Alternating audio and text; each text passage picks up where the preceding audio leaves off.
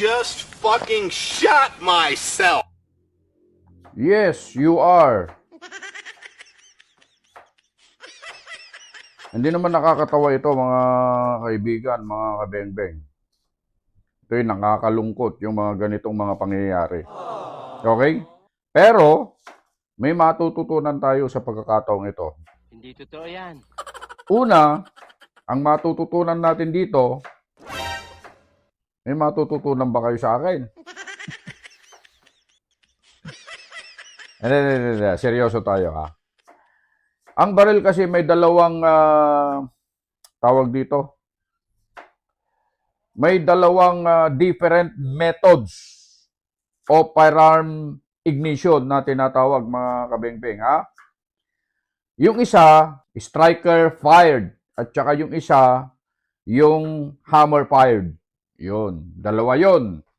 Ang striker fired na mga baril ay kinabibilangan ng katulad ng Glock. Yan, striker fired yan. Springfield na XD, yan, striker fired yan.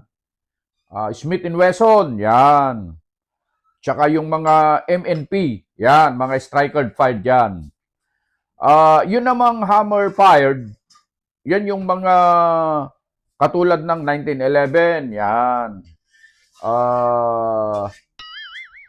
Mga revolvers, ano pa? Mga 2011, 3011, mga ganyan. Okay? Yan yung mga hammer fired, okay? Ano matututunan natin dito? Yung isa sa mga gun safety rules. Ano ba yung isa sa mga gun safety rules na pwede nating i-apply sa pangyayaring ito? Yung rule na keep your feet off the trigger. Mali pala. Keep your finger off the trigger until ready to fire. Yun na. Hindi yung feet yung trigger finger, hindi yung ano pa? Ayun. Ito kasi yung napanood ninyo mga kabengbeng, mga kababayan, mga kaibigan, mga kagatilyo, kaputukan. Ito ay isang uri na ang tinatawag na combat training shooting ito or combat shooting training to. Hindi siya practical shooting, competition training, hindi ganon. Kasi kung napansin ninyo, draw and fire ito, malapit siya sa target. So pag bunot na ganon, tututok lang na ganon, kakalbitin na. Ang matututunan natin dito, sana may matututunan kayo kahit wala naman.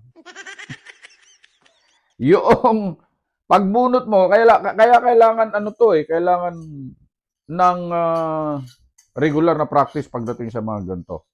Pagbunot mo, siguraduhin mo na yung trigger finger mo hindi naka-insert sa trigger ng baril.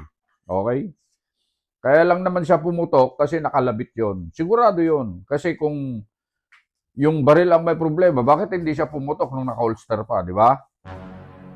Pag hawak niyang ganon, pagbunot niya, nailagay niyo yung trigger finger sa trigger, kaya pumutok. And then, nakakalungkot kasi naputukan niya yung sarili niya. Para maiwasan yung ganon, mga kabengbeng, kailangan tayo mag-iingat. Laging yun ang sinasabi natin. So, isaalang-alang natin yung safety natin, safety first. Okay? Yun lang. Like and follow, Just Vlog.